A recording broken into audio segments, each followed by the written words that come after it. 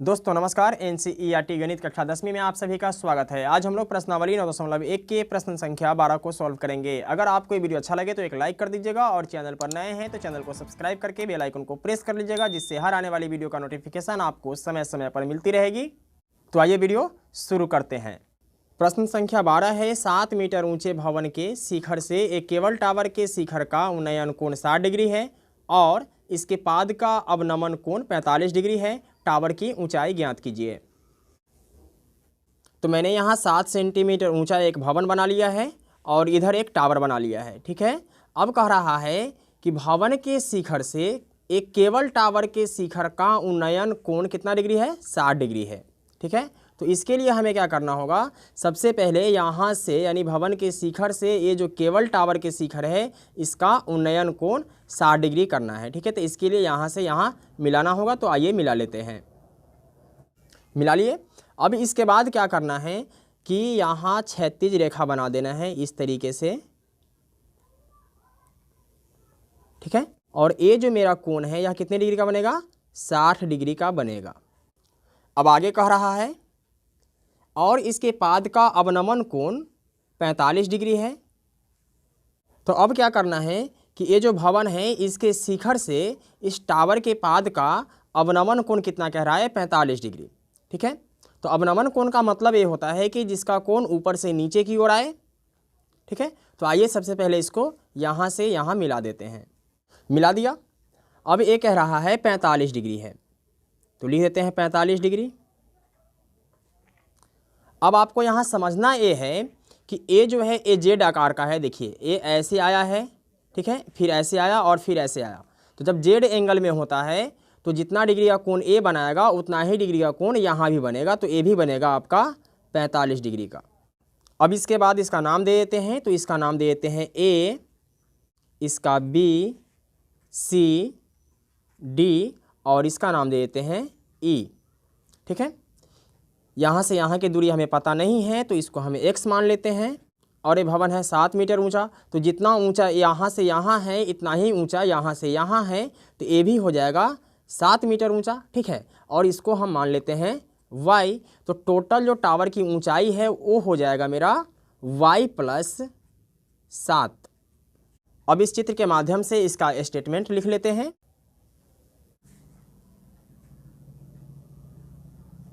हल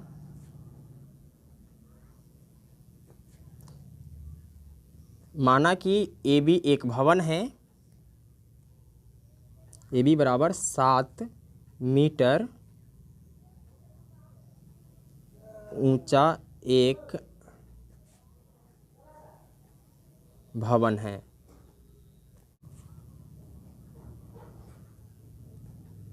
और y + 7 metre ऊंचा जो है वह क्या है? डीसी टावर है।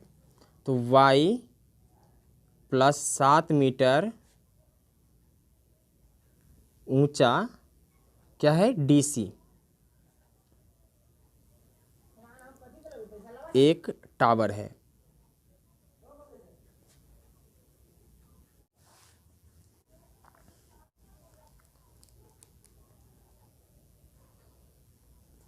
प्रश्नानुसार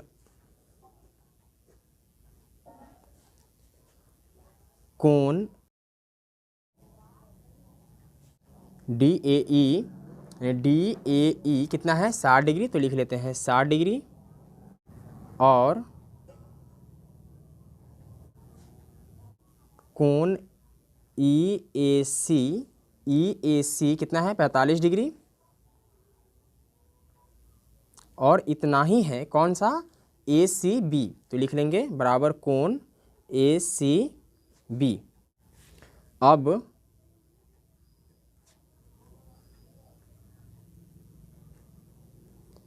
समकोण त्रिभुज ABC में त्रिभुज ABC, सबसे पहले हम इस त्रिभुज में चल रहे हैं। ठीक है, आप चाहें तो इस त्रिभुज में भी पहले चल सकते हैं, कोई दिक्कत नहीं है। तो यहाँ हम ये देख रहे हैं कि यहाँ लंब हमें पता है कितना? 7 मीटर और आधार हमने माना है x मीटर, यानी कर्ण का जिक्र नहीं है और न ही हमें कर्ण निकालना है। तो लंब और आधार का संबंध साइन थीटा का जो त्रिकोणमितीय अनुपात है उसमें किससे है? तो हमें पता है कि लंब और आधार का संबंध जो है वह tan थीटा से है। तो लिखेंगे tan थीटा बराबर P बटा B। तो यहाँ P का मान कितना है? AB है, तो लिखेंगे AB और BC।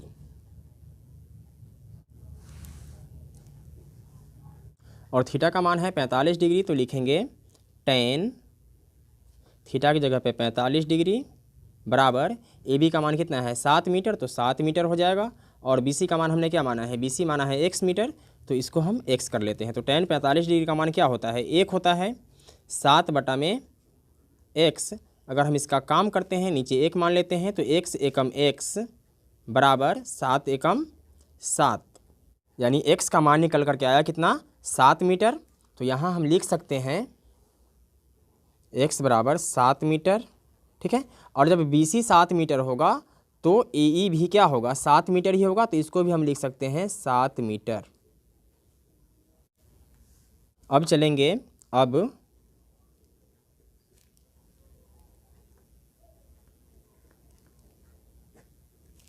समकोण त्रिभुज AED में, AED में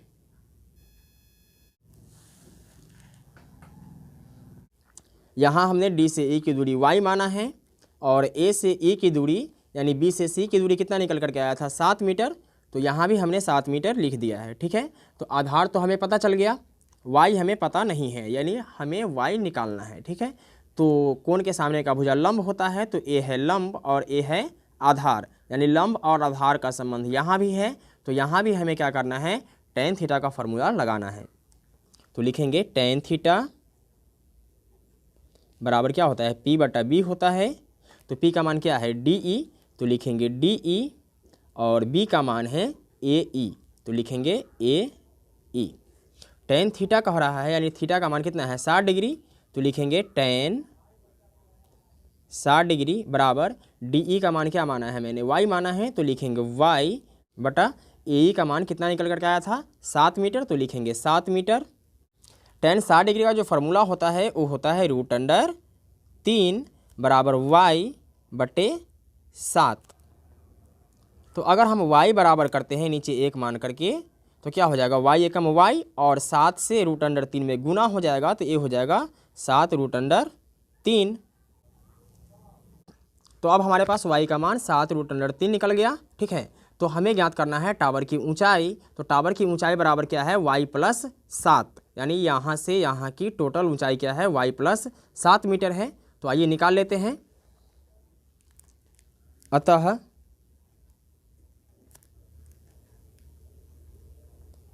टावर की ऊंचाई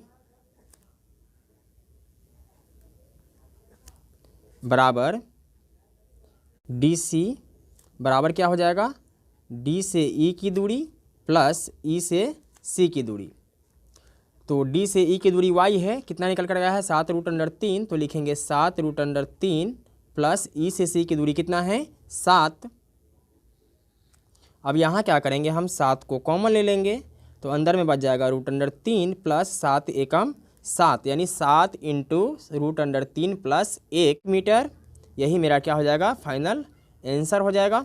तो दोस्तों मैं उम्मीद करता हूँ कि आपको ये वीडियो समझ में आ गया होगा। फिर मिलते हैं एक और वीडियो में, तब तक के लिए जय हिंद।